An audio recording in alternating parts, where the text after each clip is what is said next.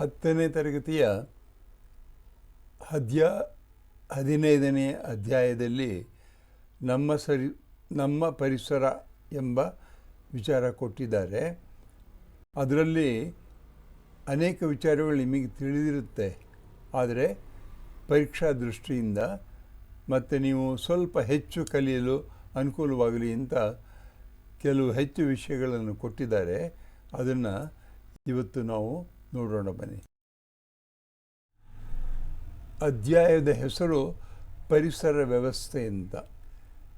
ಏನು ಪರಿಸರ ವ್ಯವಸ್ಥೆ ಅಂತ ಹೇಳಿದರೆ, ಜೈವಿಕ ಘಟಕಗಳು ಅಂದರೆ ಜೀವಿಗಳು, ಅಜೈವಿಕ ಘಟಕಗಳು ಅಂದರೆ ಪರಿಸರದಲ್ಲಿರ್ತಕ್ಕಂಥ ಬೇರೆ ಬೇರೆಯ ವಸ್ತುಗಳು, ನೆಲ, ಮಣ್ಣು, ನೀರು, ಉಷ್ಣಾಂಶ, ಗಾಳಿ, ಹೀಗೆ ಬೇರೆ ಬೇರೆಯ ಅಜೈವಿಕ ಘಟಕಗಳನ್ನು, ಇವುಗಳೆಲ್ಲವೂ ಸಹಿತ ಒಂದಕ್ಕೊಂದು ಪರಸ್ಪರವಾಗಿ ಪ್ರತಿಕ್ರಿಯೆಯನ್ನು ಮಾಡಿಕೊಳ್ತಾ ಇರುತ್ತೆ. ಆದರೆ ಯಾವಾಗಲೂ ಸಮತೋಲನವನ್ನು ಹೊಂದಿರುತ್ತೆ. ಆ ರೀತಿ ಸಮತೋಲನ ಇರತಕ್ಕಂಥ ಒಂದು ವ್ಯವಸ್ಥೆಗೆ ಪರಿಸರ ವ್ಯವಸ್ಥೆ ಅಂತ ಕರೀತಾರೆ. ಜೀವಿಗಳು, ಅದರಲ್ಲೂ ಪ್ರಾಣಿಗಳು, ಸಸ್ಯಗಳ ಮೇಲೆ ಜೀವಾಧಾರದ ಎಲ್ಲ ಆಹಾರದ ವಸ್ತುಗಳನ್ನು ಪಡೆಯುತ್ತವೆ. ಅಂದರೆ ಪ್ರಾಣಿಗಳು ತಾವೇ ಸ್ವತಃ ಆಹಾರವನ್ನು ಮಾಡ್ಕೊಳ್ಳೋಕ್ಕಾಗಲ್ಲ, ಅವುಗಳು ಸಸ್ಯಗಳ ಮೇಲೆ ಅವಲಂಬಿಸಿರಬೇಕಾಗುತ್ತೆ. ಜೀವಿಗಳನ್ನು ಉತ್ಪಾದಕರು, ಭಕ್ಷಕರು, ವಿಘಟಕಗಳು ಎಂದು ವಿಂಗಡಿಸ್ಬೋದು ನಾವು. ಉತ್ಪಾದಕರು ಅಂತ ಹೇಳಿದರೆ ಹಸಿರು ಸಸ್ಯಗಳು. ಇವು ಸೂರ್ಯ ಬೆಳಕಿನಲ್ಲಿ ತಮ್ಮ ಎಲೆಗಳಲ್ಲಿರ್ತಕ್ಕಂಥ ಹರಿತನ್ನು ಉಪಯೋಗಿಸಿಕೊಂಡು ಗಾಳಿಯಲ್ಲಿರ್ತಕ್ಕಂಥ ಇಂಗಾಲದ ಡೈಆಕ್ಸೈಡನ್ನು ತೆಗೆದುಕೊಂಡು, ಇಂಗಾಲದ ಡೈಆಕ್ಸೈಡ್, ನೀರು ಇವುಗಳು ಸೂರ್ಯ ಬೆಳಕಿನಲ್ಲಿರ್ತಕ್ಕಂಥ ಸೂರ್ಯಶಕ್ತಿಯಿಂದ ಎಲೆಗಳಿರ್ತಕ್ಕಂಥ ಹರಿದ್ರೇಣುಗಳಲ್ಲಿ ಅನೇಕ ರಾಸಾಯನಿಕ ಕ್ರಿಯೆಗಳು ಮತ್ತು ಜೈವಿಕ ಕ್ರಿಯೆಗಳಾಗಿ ಗ್ಲೂಕೋಸ್ ಸಕ್ಕರೆಯಾಗಿ ಪರಿವರ್ತನೆ ಆಗುತ್ತೆ. ಆಮೇಲೆ ಆ ಗ್ಲೂಕೋಸ್ ಅಂತಕ್ಕಂಥದ್ದು ಅನೇಕ ರೀತಿಯಾಗಿ ಮಾರ್ಪಾಟಾಗುತ್ತೆ. ಬೀಜ, ಹಣ್ಣು, ಕಾಯಿ, ಹೀಗೆ ಬೇರೆ ಬೇರೆ ರೀತಿಯಾಗಿ ಆಗುತ್ತೆ. ಆದ್ದರಿಂದ ಸಸ್ಯಗಳು ಉತ್ಪಾದಕರು ಅಂತ ಕರೆಯೋದು ಯಾತಕ್ಕೋಸ್ಕರ ಅಂದರೆ, ಸಸ್ಯಗಳು ಇಲ್ಲದೆ ಹೋದರೆ ಯಾವ ಜೀವಿಯೂ ಭೂಮಿಯ ಮೇಲೆ ಬದುಕೋದಕ್ಕೆ ಆಗೋಲ್ಲ. ಆದ ಕಾರಣ ಅವುಗಳಿಗೆ ಪ್ರೊಡ್ಯೂಸರ್ಸ್ ಅಂತ ಕರೀತಾರೆ. ಭಕ್ಷಕರು ಅಂತಕ್ಕಂಥ ಹೆಸರನ್ನು ನಾವು ನೋಡಿದ್ದೀವಿ. ಭಕ್ಷಕರು ಅಂದರೆ ನಾವು ಸಾಮಾನ್ಯವಾಗಿ ಹೆಚ್ಚು ತಿನ್ನತಕ್ಕಂಥ ಜನ ಅಂತ ಹೇಳ್ತೀವಿ. ಹಾಗಲ್ಲ, ಭಕ್ಷಕರು ಅಂತ ಹೇಳಿದರೆ ಬೇರೆಯ ಆಹಾರ ವಸ್ತುಗಳನ್ನು ತಮ್ಮ ಆಹಾರವಾಗಿ ಉಪಯೋಗಿಸ್ಕೊಳ್ತಕ್ಕಂಥ ಜೀವಿಗಳಿಗೆ ಭಕ್ಷಕರು ಅಂತ ಕರಿಬೇಕು. ಇಲ್ಲಿ ಎಲ್ಲ ಪ್ರಾಣಿಗಳು, ಸಣ್ಣ ಪ್ರಾಣಿಗಳಿಂದ ಹಿಡಿದು ದೊಡ್ಡ ಪ್ರಾಣಿಗಳು ಭಕ್ಷಕರು. ಯಾಕೆಂದರೆ ನಾವು ಆಹಾರಕ್ಕೋಸ್ಕರ ಎಲ್ಲ ಸಜೀವಿಗಳು ಅಂದರೆ ಎಲ್ಲ ಪ್ರಾಣಿಗಳು ಸಹ ಉತ್ಪಾದಕರ ಮೇಲೆ ನಾವು ಅವಲಂಬಿಸಿರ್ತೀವಿ. ನೋಡಿ, ಇಲ್ಲಿ ಉದಾಹರಣೆಗೆ ಇಲ್ಲೊಂದು ಚಿತ್ರ ಕೊಟ್ಟಿದೆ. ಅದರಲ್ಲಿ ಹುಲ್ಲು ಇದೆ. ಹುಲ್ಲು ಸೂರ್ಯ ಬೆಳಕಿನಿಂದ ಶಕ್ತಿಯನ್ನು ಉಪಯೋಗಿಸಿಕೊಂಡು ಹುಲ್ಲಿನಲ್ಲಿರ್ತಕ್ಕಂಥ ಕೋಶಗಳಲ್ಲಿ ಸಕ್ಕರೆ ಪಿಷ್ಟಗಳನ್ನು ತುಂಬುತ್ತೆ. ಅದನ್ನು ಉದಾಹರಣೆಗೆ ಒಂದು ಸಣ್ಣ ಮಿಡತೆ ತಿಂದು ಅದು ಜೀವಂತವಾಗಿರುತ್ತೆ. ಆ ಮಿಡತೆ ಹಾರಿ ಹೋಗಿ ಬೇರೆ ಕಡೆ ಕೂತ್ಕೊಂಡಾಗ ಕಪ್ಪೆ ಆ ಮಿಡತೆ ಆ ಒಂದು ಸಣ್ಣ ಒಂದು ಪ್ರಾಣಿಯನ್ನು ತಿನ್ನುತ್ತೆ. ಅದು ಒಂದು ಅಂದರೆ ಕಪ್ಪೆಗೆ ಡೈರೆಕ್ಟಾಗಿ ಹುಲ್ಲನ್ನು ತಿನ್ನೋಕ್ಕಾಗಲ್ಲ, ಆದರೆ ಆ ಹುಲ್ಲನ್ನು ತಿಂದಿರ್ತಕ್ಕಂಥ ಒಂದು ಪ್ರಾಣಿಯನ್ನು ತಿನ್ನುತ್ತೆ. ಈಗ ಹಾವು ಇದು ತೋರಿಸಿದ್ದಾರೆ. ಹಾವು ಅಂತಕ್ಕಂಥದ್ದು ಸಹಿತ ಆ ಸಣ್ಣ ಹುಳುವನ್ನು ತಿನ್ನೋಕ್ಕಾಗಲ್ಲ ಮತ್ತು ಹುಲ್ಲನ್ನು ತಿನ್ನೋಕ್ಕಾಗಲ್ಲ, ಆದರೆ ಕಪ್ಪೆಯನ್ನು ತಿಂದು ಜೀವನ ಮಾಡ್ಬೋದು. ಈಗ ಆ ಹುಲ್ಲಿನಿಂದ ಒಂದು ಮಿಡತೆ, ಮಿಡತೆಯಿಂದ ಕಪ್ಪೆ, ಕಪ್ಪೆಯಿಂದ ಹಾವು, ಹಾವನ್ನು ತಿನ್ನೋದಕ್ಕೆ ಹದ್ದುಗಳು ರೆಡಿಯಾಗಿರುತ್ತೆ. ಹದ್ದುಗಳು ಹಾವನ್ನು ತಿನ್ನುತ್ತೆ.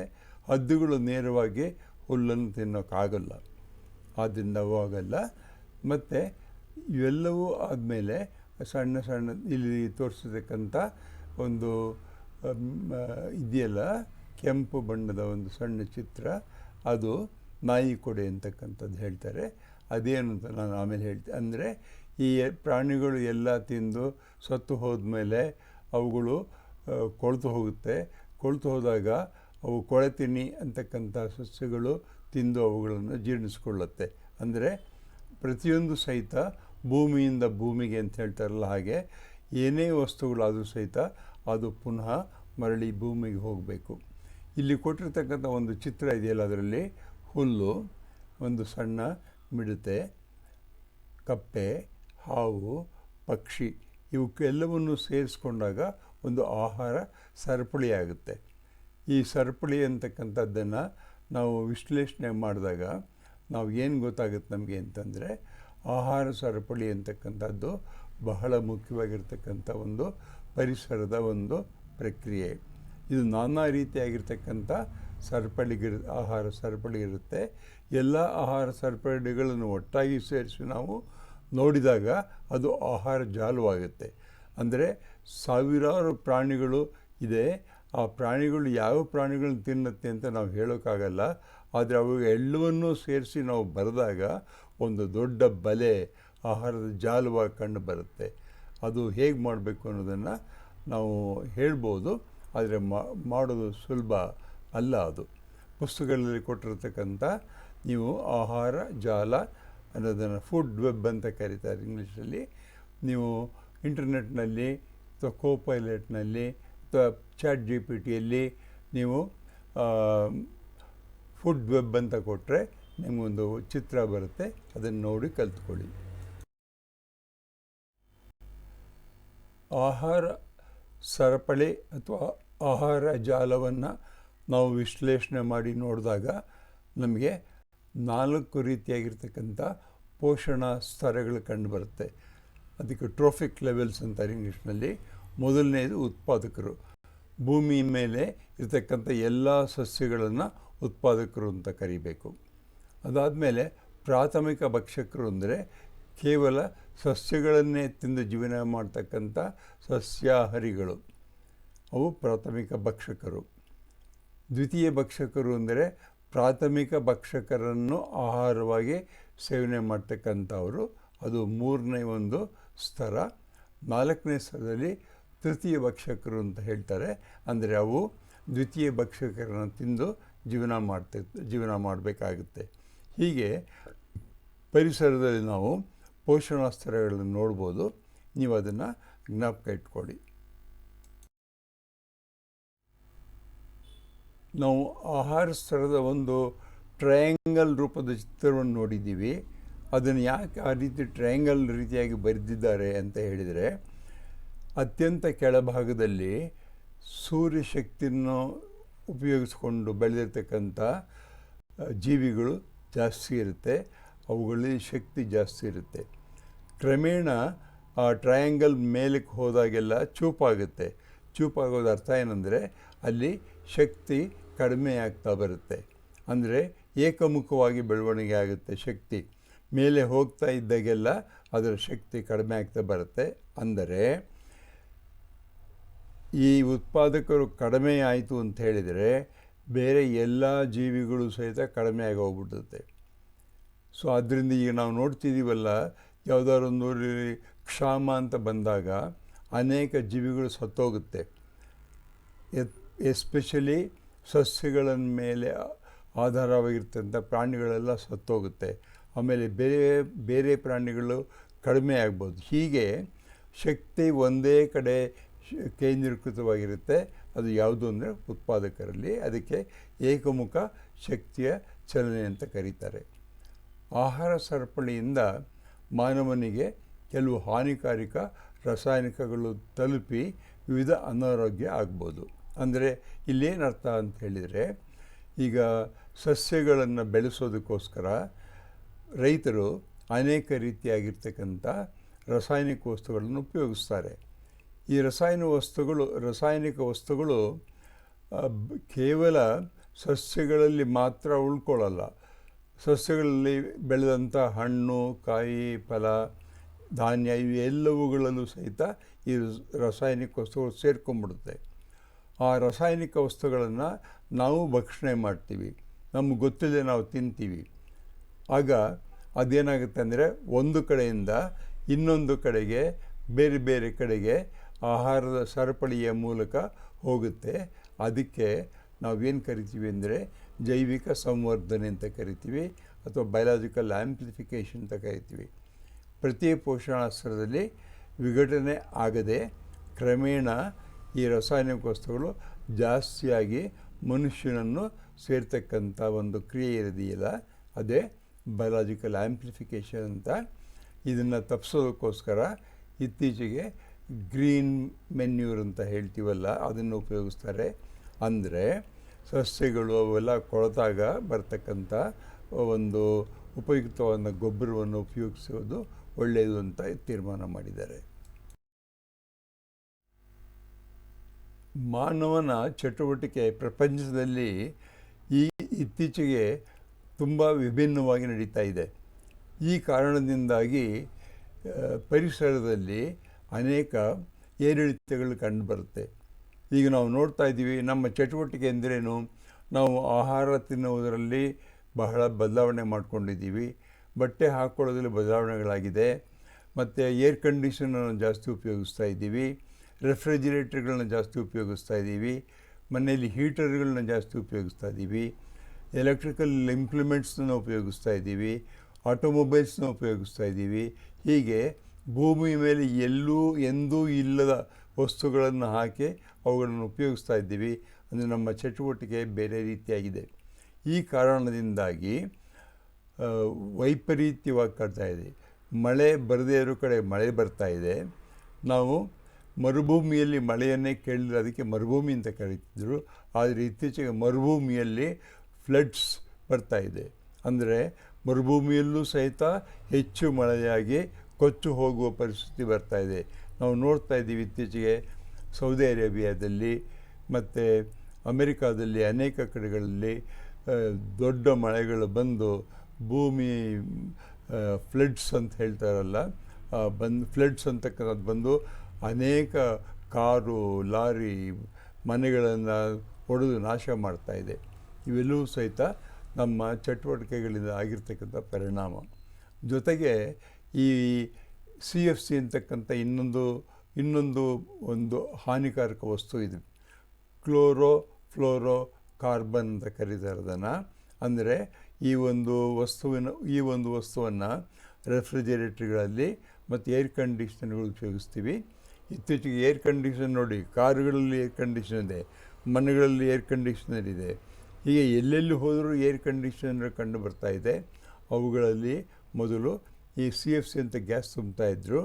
ಇದು ಏನು ಮಾಡುತ್ತೆ, ಇದು ಮೇಲೆ ಹೋಗಿ ನಮ್ಮ ಭೂಮಿಯಿಂದ ಮೇಲೆ ಸುಮಾರು 15-30 ಕಿಲೋಮೀಟ್ರ್ ಮೇಲ್ಭಾಗದಲ್ಲಿ ಓಝೋನ್ ಅನ್ನತಕ್ಕಂಥ ಒಂದು ಲೇಯರ್ ಇದೆ. ಆ ಓಝೋನ್ ವಲಯವನ್ನು ತೂತು ಮಾಡ್ತಾ ಇದೆ. ತೂತು ಮಾಡೋದ್ರಿಂದ ಸೂರ್ಯ ಬೆಳಕಿನಿಂದ ಬರ್ತಕ್ಕಂಥ ಅಲ್ಟ್ರಾವೈಲೆಟ್ ರೇಸ್ ಅಂತ ಹೇಳ್ತೀವಲ್ಲ, ಅದು ಹಾನಿಕಾರಕ. ಅದು ನಮ್ಮ ಭೂಮಿ ಮೇಲೆ ಬಂದು ಬೀಳ್ತಾ ಇದೆ. ಅನೇಕರಿಗೆ ಅದರಿಂದ ತೊಂದರೆಗಳಾಗಿ ಕ್ಯಾನ್ಸರ್ ಉತ್ಪತ್ತಿ ಆಗ್ತಾ ಇದೆ. ಈ ಓಝೋನ್ ಅನ್ನತಕ್ಕಂಥದ್ದು 3 ಆಮ್ಲಜನಕದ ಪರಮಾಣುಗಳಿಂದಾಗಿದೆ. ಅದಕ್ಕೆ O3 ಅಂತ ಕರಿತೀವಿ. ಒಂದು ಅಣು O3 ಆಗಿರುತ್ತೆ. ಈಗ ನಮ್ಮ ಭೂಮಿಯ ಮೇಲೆ ಸುಮಾರು ಒಂದು 20 ಕಿಲೋಮೀಟ್ರ್ ಮೇಲೆ ಹೋದಾಗ ನಮ್ಮ ವಾಯುವಿನಲ್ಲಿರ್ತಕ್ಕಂಥ ಆಮ್ಲಜನಕ ಏನಾಗುತ್ತೆ, ಒಡೆಯುತ್ತೆ. ಆಮ್ಲಜನಕ ಒಡೆದ್ಬಿಟ್ಟು ಅದು ಆಮ್ಲಜನಕದ ಪರಮಾಣುಗಳಾಗುತ್ತೆ. ಈ ಪರಮಾಣುಗಳು ಒಂದಕ್ಕೊಂದು ಸೇರಿಕೊಂಡು ಅದು O3 ಆಗಿ ಪರಿವರ್ತನೆ ಆಗುತ್ತೆ. ಈ O3 ಅಂತಕ್ಕಂಥದ್ದು ಓಝೋನ್ ಅಂತಕ್ಕಂಥದ್ದು ನಮಗೆ ಬೇಕೇ ಬೇಕು. ಆದರೆ ಓಝೋನ್ನಲ್ಲಿ ಸಣ್ಣ ಸಣ್ಣ ಹೋಲ್ಗಳು ಕಂಡುಬರ್ತವೆ, ತೂತುಗಳು ಕಂಡುಬರ್ತಾ ಇದೆ ಈಗ CFCಯಿಂದ. ಅದು ಹಾನಿಕಾರಕ. ಇಲ್ಲಿ ಒಂದು ಚಿತ್ರದಲ್ಲಿ ಭೂಮಿಯ ಮೇಲ್ಭಾಗದಲ್ಲಿ ಇರ್ತಕ್ಕಂಥ ವಾತಾವರಣದ ವಲಯಗಳನ್ನು ತೋರಿಸಿದೆ. ಮೊದಲನೇದು ಟ್ರೋಪೋಸ್ಫಿಯರ್ ಅಂತ, ಅಲ್ಲಿ ನಮಗೆ ಬೇಕಾಗಿರ್ತಕ್ಕಂಥ ಆಮ್ಲಜನಕ ಅವೆಲ್ಲ ಸಿಗ್ತಕ್ಕಂಥದ್ದು. ಅದಾದಮೇಲೆ ಸ್ಟ್ರಾಟೋಸ್ಫಿಯರ್ ಅಂತ, ಅದಾದಮೇಲೆ ಮೆಸೋಸ್ಫಿಯರ್ ಅಂತ, ಆಮೇಲೆ ಥರ್ಮೋಸ್ಫಿಯರ್ ಅಂತ, ಆಮೇಲೆ ಎಕ್ಸೋಸ್ಫಿಯರ್ ಅಂತ, ಆಮೇಲೆ ಅಯೋನೋಸ್ಫಿಯರ್ ಅಂತಲೂ ಇರ್ಬೋದು. ಹೀಗೆ ಅನೇಕ ಪದರಗಳಿದೆ. ಈ ಓಝೋನ್ ಅಂತಕ್ಕಂಥದ್ದು ಈ ಸ್ಟ್ರಾಟೋಸ್ಫಿಯರ್ ಅಂತ ಹೇಳ್ತೀವಲ್ಲ, ಎರಡನೇದು, ಅಲ್ಲಿ ಇರುತ್ತೆ. ಇದ್ದು ಸೂರ್ಯನಿಂದ ಬರ್ತಕ್ಕಂಥ ಕ್ಷಕಿರಣಗಳು ಮತ್ತು ಅಲ್ಟ್ರಾವೈಟ್ ರೇಸನ್ನು ಅದು ಹಿಡಿದು ಮೇಲಕ್ಕೆ ವಾಪಸ್ ಕಳಿಸುತ್ತೆ. ಆದ್ದರಿಂದ ಓಝೋನ್ ಇಲ್ಲದೆ ಹೋದರೆ ಆ ಒಂದು ರೇಸು ಮತ್ತು ಅಲ್ಟ್ರಾವೈಟ್ ರೇಸು ಭೂಮಿಗೆ ಬಂದು ಜೀವಿಗಳ ಮೇಲೆ ಅನೇಕ ಕೆಟ್ಟ ಪರಿಣಾಮಗಳನ್ನು ಮಾಡುತ್ತೆ. ಇನ್ನೊಂದು ಮಾನವನ ಒಂದು ಕೆಟ್ಟ ಆಟ ಅಂತ ಹೇಳ್ಬೋದು ಅದನ್ನು.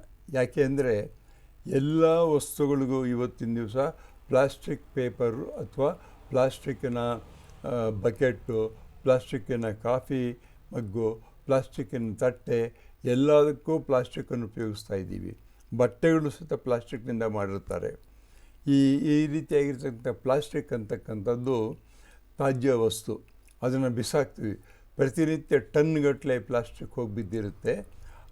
ಈ ತ್ಯಾಜ್ಯ ವಸ್ತು ಪ್ಲಾಸ್ಟಿಕ್ ಇದೆಯಲ್ಲ, ಅದು ನಾನ್ ಡಿಗ್ರೇಡಬಲ್ ಅಂತ.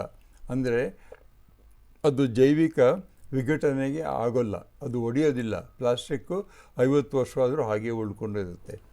ಆ ರೀತಿಯಾಗಿರುತ್ತೆ ಪ್ಲಾಸ್ಟಿಕ್ಕು ತುಂಬ ಹಾನಿಕಾರಕ. ಕಾರಣ ಅನೇಕ ಪ್ರಾಣಿಗಳು ತಿಂದು ಸಾವನ್ನು ಉಂಟಾಗಿರ್ತಕ್ಕಂಥದ್ದು ವಿಚಾರ ಅನೇಕ ಪೇಪರ್ಗಳು ಬರ್ತಿರುತ್ತೆ. ನಾವು ಆದಷ್ಟು ಮಟ್ಟಿಗೆ ಪ್ಲಾಸ್ಟಿಕ್ಕನ್ನು ನಾವು ಉಪಯೋಗಿಸಬಾರ್ದು. ಮತ್ತು ಹಸಿ ತ್ಯಾಜ್ಯ ಅಂತ ಹೇಳ್ತೀವಲ್ಲ, ಇದು ಏನು ಅಂತಂದರೆ ಜೈವಿಕ ವಿಘಟನೆಗೆ ಒಳಗಾಗಿರ್ತಕ್ಕಂಥ ಕಸ. ಈ ತ್ಯಾಜ್ಯ ವಸ್ತುಗಳನ್ನು ನಾವು ಹಾಕಿದಾಗ, ತ್ಯಾಜ್ಯ ವಸ್ತುಗಳು ಜಾಸ್ತಿ ಆದಾಗ ಅದ್ರ ಮೇಲೆ ಬ್ಯಾಕ್ಟೀರಿಯಾಗಳು, ಸ್ಯಾಪ್ರೋಫೈಟ್ಗಳು ರಾಸಾಯನಿಕ ಕ್ರಿಯೆಯನ್ನು ಮಾಡಿ ಗೊಬ್ಬರವನ್ನು ಕೊಡುತ್ತೆ. ಆದ್ದರಿಂದ ಪರಿಸರಕ್ಕೆ ಧಕ್ಕೆಯಾಗ್ತಕ್ಕಂಥ ವಸ್ತುಗಳಾದಂಥ ಪ್ಲಾಸ್ಟಿಕ್ ತ್ಯಾಜ್ಯವನ್ನು ಆದಷ್ಟು ಮಟ್ಟಿಗೆ ನಾವು ಉಪಯೋಗಿಸುವುದನ್ನು ಕಡಿಮೆ ಮಾಡಿದರೆ ನಮ್ಮ ಪರಿಸರ ಆರೋಗ್ಯವಾಗಿರುತ್ತೆ. ಕ್ರೆಡಿಟ್ಸ್. ಈ ಪಾಠ ಮಾಡೋದಕ್ಕೆ ನಾನು ಕರ್ನಾಟಕ ಟೆಕ್ಸ್ಟ್ ಬುಕ್ನಲ್ಲಿರ್ತಕ್ಕಂಥ ವಿಚಾರಗಳನ್ನು ತೊಗೊಂಡಿದ್ದೀನಿ. ಮತ್ತು ಕ್ರಿಯೇಟಿವ್ ಕಾಮನ್ಸಿಂದ 1 ಅಥವಾ 2 ಚಿತ್ರಗಳನ್ನು ತೆಗೆದುಕೊಂಡು ನಿಮಗೆ ಅನುಕೂಲವಾಗಲಿ ಅಂತ ಬರೆದು ಹಾಕಿದ್ದೀನಿ. ಅವರಿಗೆ ನಾನು ಧನ್ಯವಾದಗಳು. Thank you.